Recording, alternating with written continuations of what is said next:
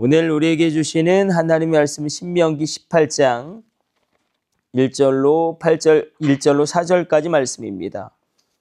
신명기 18장 1절로 4절까지 말씀. 성현 목사님 창문 좀 닫아주세요. 신명기 18장 1절로 4절까지 말씀. 우리 같이 읽습니다. 레위 사람 제사장과 레위의 온 지파는 이스라엘 중에 분깃도 없고 기업도 없을지니 그들은 여호와의 화제물과 그 기업을 먹을 것이라. 그들이 그들의 형제 중에서 기업을 가지지 않을 것은 여호와께서 그들의 기업이 되심이니 그들에게 말씀하심 같으니라. 제사장이 백성에게서 받을 몫은 이러하니 곧 그 드리는 제물의 소나 양이나 그 앞다리와 두 불과 위라 이것을 제사장에게 줄 것이요. 또 내가 처음 거둔 곡식과 포도주와 기름과 내가 처음 깎은 양털을 내가 그에게 줄 것이니. 아멘. 오늘 본문의 말씀은 제사장과 레위 사람의 몫에 대하여 하나님이 이야기하고 계십니다. 제사장과 레위 지파는 특별히 이스라엘 가운데 분깃이 없죠. 기업도 없고 유업도 없습니다. 내가 너의 유업이다. 그렇게 하나님 말씀하심으로 말미암아 그 형제 중에서 기업을 가지지 않고 여호와가 그의 기업이라라고 말씀하셨기 때문에 하나님께서 그들의 모든 것을 책임져 주시겠다 말씀하시고 이스라엘 백성들이 11조를 드리고 또 제사장의 몫이 있죠. 오늘 본문에도 나오는 소나 양의 그 일정 부위와 또 소재 또 여러 가지 제사장의 몫을 구별하여 드림으로 제사장과 레위 지파를 어떻게 보면 그 생계를 책임지게 하셨습니다. 그럼에도 불구하고 사실 이스라엘 역사 가운데 정확하게는 레위 지파도 그렇고 제사장들도 그렇고 헐벗고 그리고 배고플 때가 많았습니다. 그래서 종교 개혁이 일어나면 레위 지파를 모으고 성전에서 수종 들게 하는 것이 굉장히 중요한 성전의 회복과 직결되어지는 그런 수순이었습니다.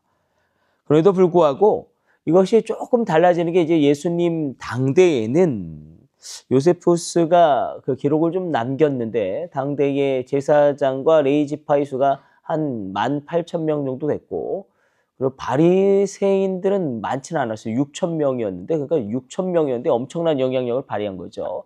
그리고 우리가 어제도 살폈지만 이 성전에서 제사장 그룹들이 그리고 제사장들이 그리고 대제사장들이 부패함으로 말미암아 이제 우리가 이렇게 부패한 그 제사장들과 함께 할 수 없다라고 여긴 제사장들이 광야로 나가죠. 그들을 우리가 SN의 공동체, 그래서 SNF파라고 이름을 붙입니다. 그렇게 여러 가지 상황 가운데 예수님 당대에는 그 대제사장이 어떻게 보면 이 사내들인 의회의 그 수장이 됨으로 말미암아 로마 제국을 등에 업고 그렇게 정치적으로 로마 제국과 타협함으로 말미암아 굉장히 큰 영향력을 발휘하게 됩니다. 그러나 그것과는 별개로 구약 시대의 레위 지파는 그리고 제사장들은 굉장히 그 형편이 어려웠습니다. 그런 중요한 이유는 이스라엘 백성들이 하나님의 말씀과 율례와 규례를 정확하게 지키지 않았고 그리고 우상을 숭배하기 시작하면 레위인들이 어떻게 받아야 될 그 몫이 다 우상에게 넘어가게 되어지는. 그래서 하나님은 오늘 본문에도 이야기하지만 제사장의 몫으로 굉장히 많은 부분을 이야기하십니다. 오늘 소나 양의 앞 넙벽다리 두 볼 위 그리고 처음 거둔 곡식 포도주와 기름과 처음 깎은 양털 이게 제사장의 몫이죠.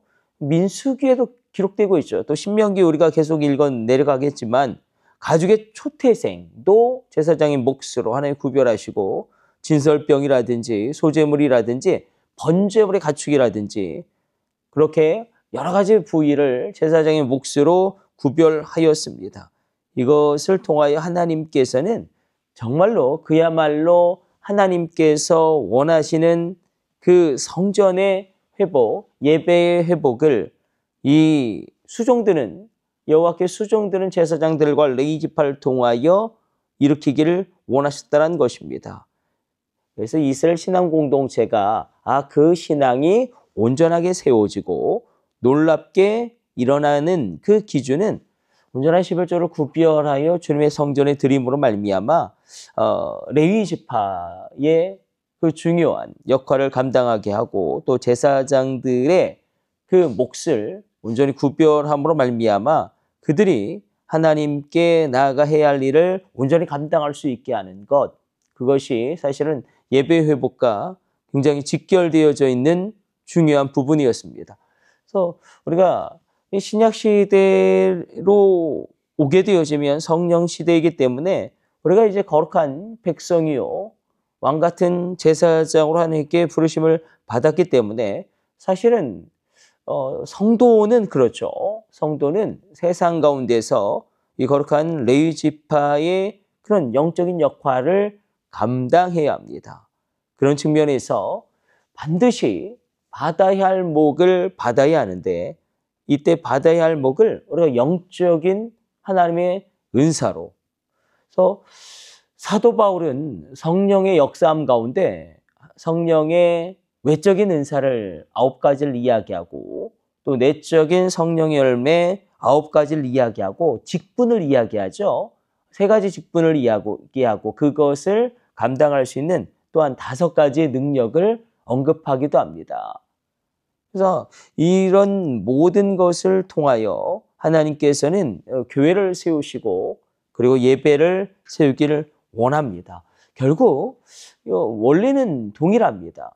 교회가 온전히 세워지고 성전이 온전히 세워지고 예배가 온전히 세워지는 것은 무엇보다도 사람이 온전히 세워지는 것입니다. 사람이 온전히 세워지면 예배가 온전히 세워지고 구약 시대에도 그러하고 신약 시대에도 성도가 온전히 세워지면 예배가 온전히 세워지게 됩니다. 그래서 정확하게는 하나님은 예배를 받으시는 건 아니죠. 정확하게는 예배자를 받으시는 거죠. 그러니까 조금 헷갈리실 수 있겠는데 성경에서 강조하는 것은 하나님은 예배를 받으시죠. 그러나 본질적으로는 예배자를 받으시는 것이죠. 예배자를 받으시는 거죠. 거룩한 산제물로 우리를 받으시는 것이죠. 그래서 우리가 주님 앞에 나아갈 때에 담대히 구했으면 좋겠습니다. 제사장의 몫을 주님이 구별하셨듯이 우리에게 영적인 능력을 더하여 주시고 땅에 기름진 것을 부어 주사 우리로 이 귀한 역할 감당하게 하여 주옵소서. 사도와 교사와 선지자 그 삼중직을 사도 바울이 이야기함으로 말미암아 그 놀라운 레위 지파의 역할을 감당하는 그것을 또 신약 시대 가운데 이 성령 시대 가운데 교회들 가운데 이야기합니다. 그래서 우리 가운데는 분명히 역할이 다 있습니다. 그래서 다시 한번 오늘 본문의 말씀 그대로 하나님께서 약속하신 대로 하나님 당신의 종들에게 풍성한 것을 약속하시지 않았습니까? 오늘 본문에도 굉장히 많은 제사장의 몫이 나오죠.